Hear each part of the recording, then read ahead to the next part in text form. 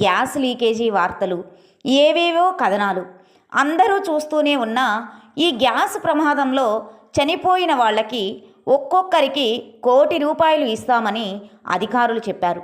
ఈ వార్తలు చూస్తున్న సీనయ్యకు ఆలోచన వచ్చింది. వచ్చిన వెంటనే ఎలా చేయాలో బయటికెళ్ళి ఏర్పాట్లు చేసి వచ్చాడు. వస్తూనే సుబ్బయ్యకి మొత్తం విషయం చెప్పి, రే అన్నయ్య, నేను చెప్పినట్లు చేస్తే ఆ వచ్చే డబ్బుతో మన బ్రతుకులు చక్కగా ఉంటాయి అంటూ సీనయ్య అనేసరికి, రే సీను, తప్పురా, డబ్బులకు ఆశపడి మన కన్న తల్లిని అట్లా చేయొద్దురా అంటూ పెద్దాడు అన్నాడో లేదో.